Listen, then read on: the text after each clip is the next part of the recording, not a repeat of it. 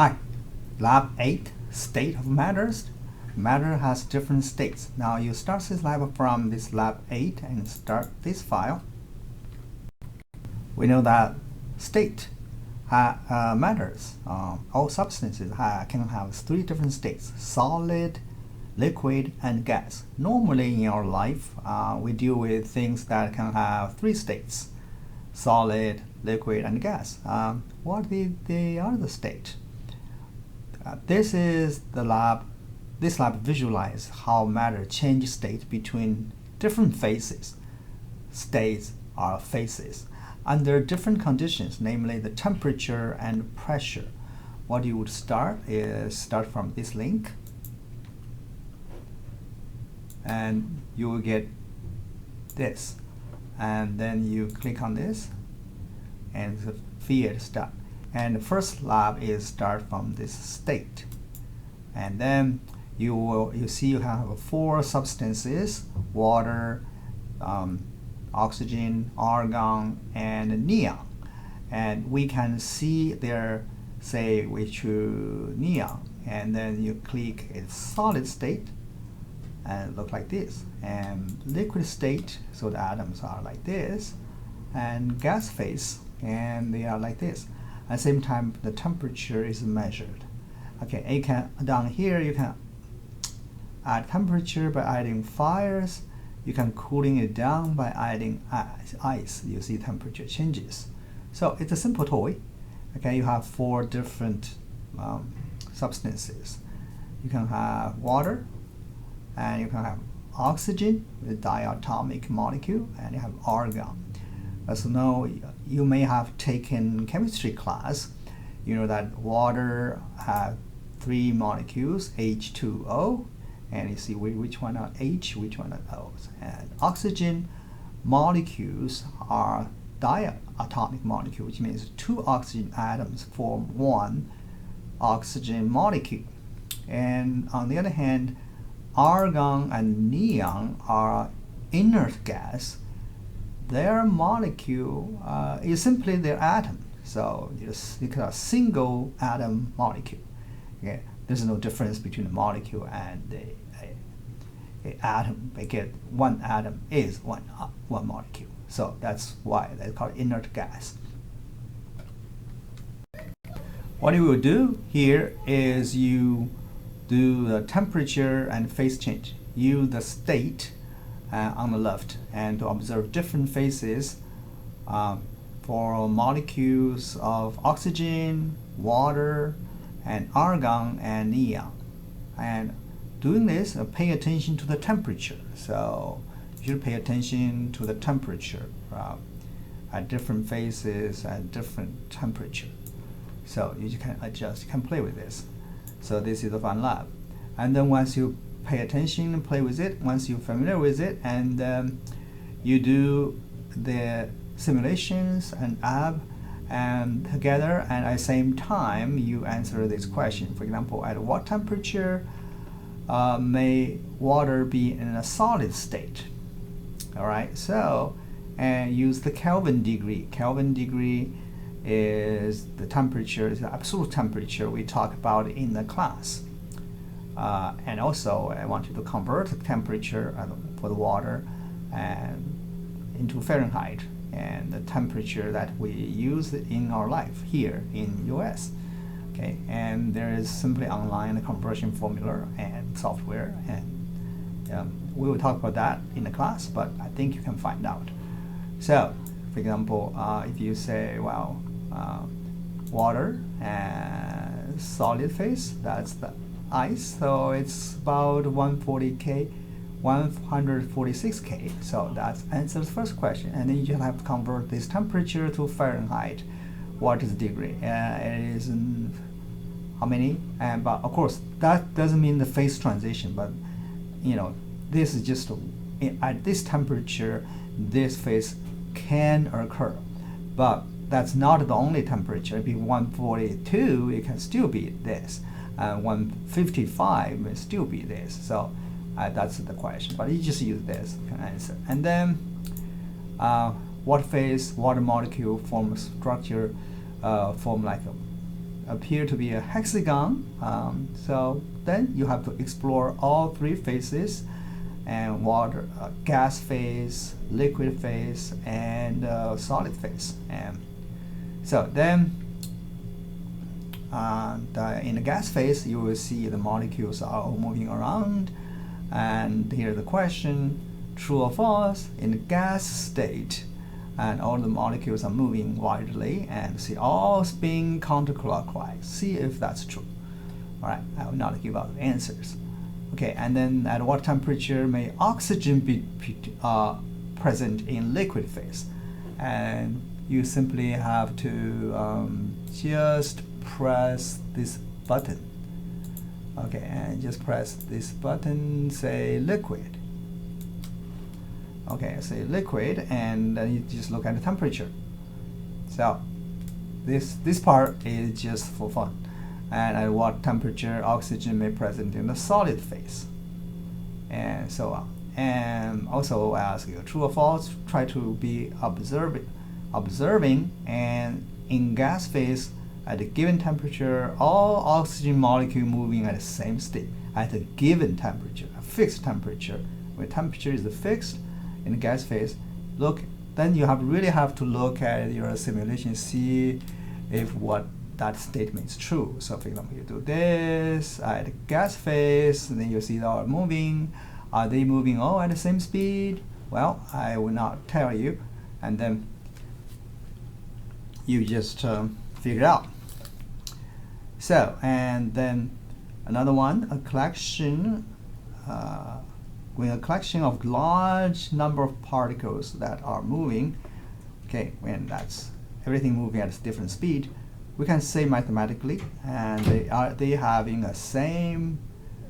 a speed what? So that's a terminology you learn from the class. Okay, and if you watch the video, it's called a distribution. Okay, and we have a speed distribution because they have a different speed, and you have a plot at what speed, how many are at certain speed, and so on.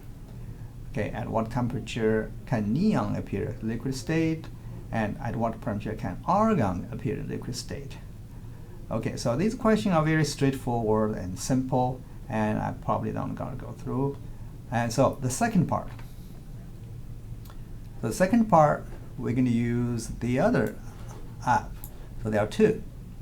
If you go to the front, the second part, we use this phase change. Okay, so this looks a little bit fancier.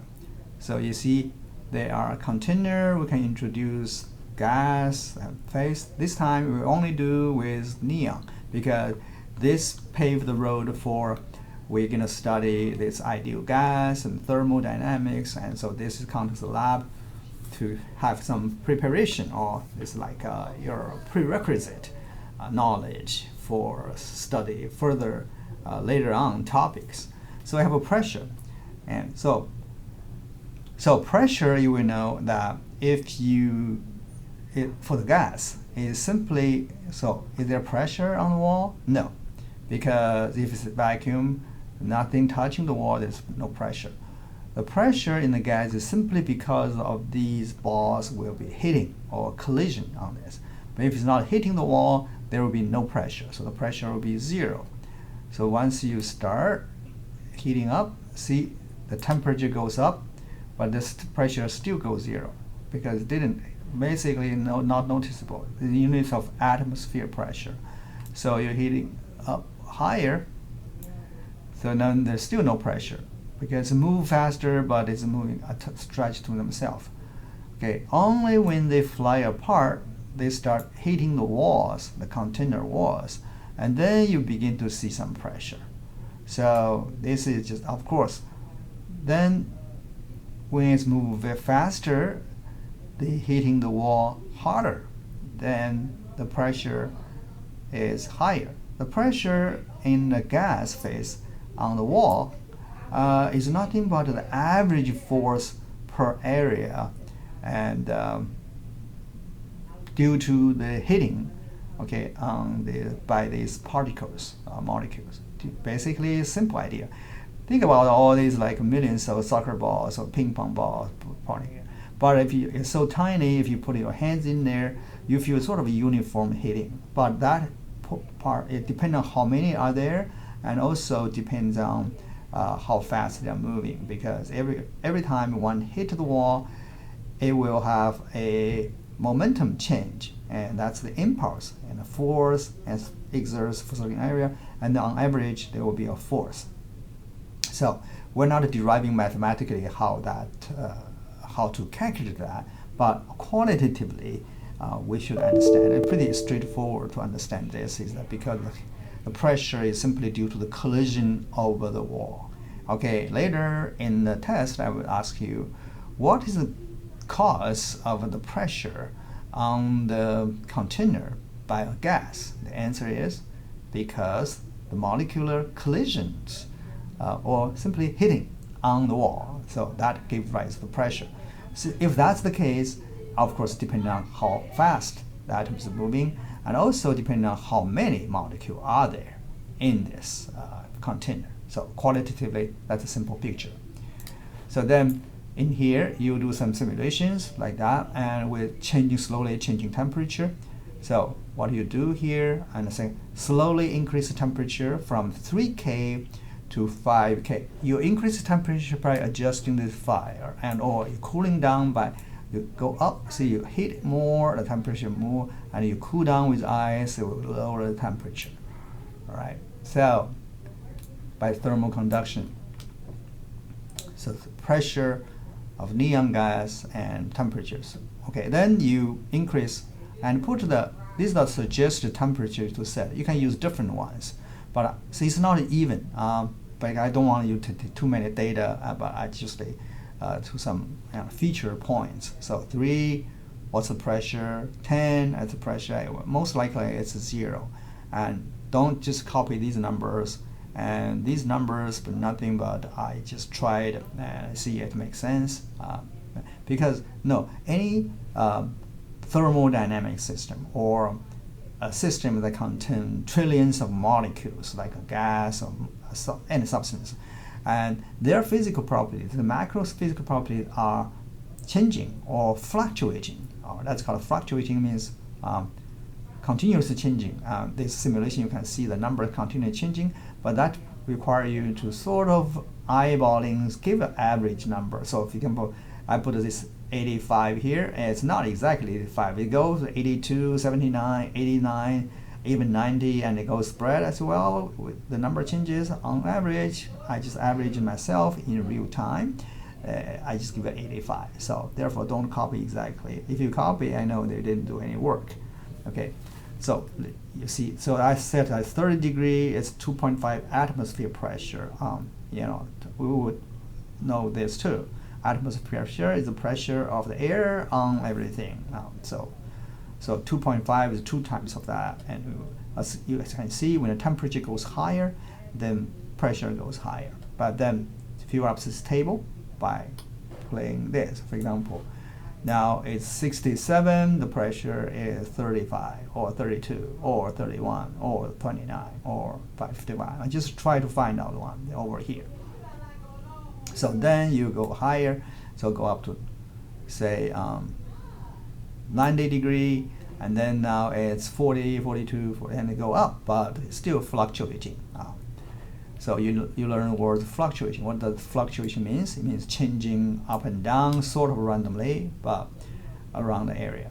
So that's this, and since we are college students, we cannot have a lab without any analysis or plot. So we then you plot this data in Excel. First, this is the outcome of Excel plot, and I have a separate video show how you do that, and I think you probably already know. You punch in all these numbers. First, you plot the whole range. You will see that in the first few entries, the pressure don't go up. As the temperature go up, the pressure go up. The temperature go up, pressure go up. But there was an interesting point at the beginning range, so it's not so straight.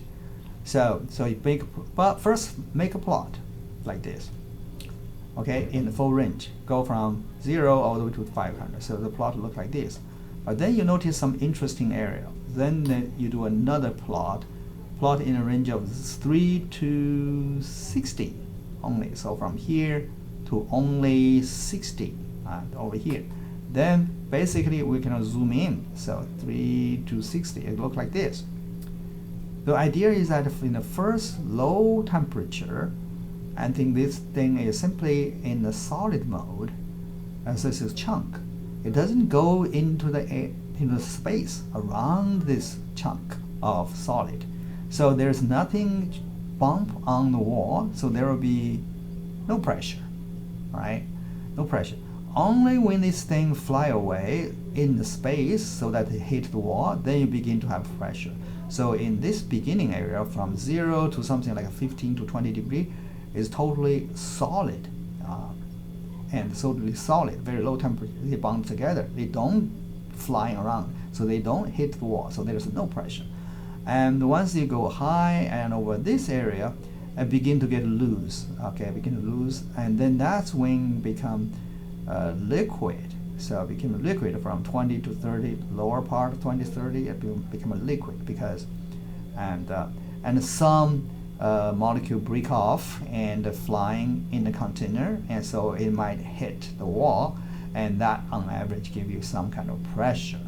Okay, and the pressure, and then as it goes higher, and then it completely become air and gas, then they hit more.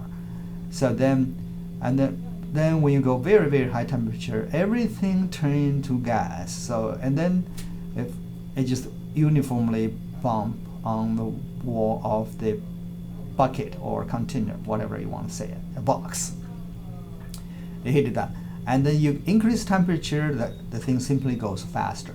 Okay, and the pressure go higher. Even so, this straight line area is totally gas, and this flat area where there's no pressure is completely solid. Okay, but in this turning area, the lower part from here is going to liquid, and then from here to here is changing from the liquid to the gas. So in the gas is not interesting, and we will talk about the ideal gas. So the pressure and temperature relation is a straight line up, but in the solid there's no pressure. In other words, if you have a chunk of cheese, it doesn't exert any pressure on the wall because the molecule is all tied to that piece of cheese.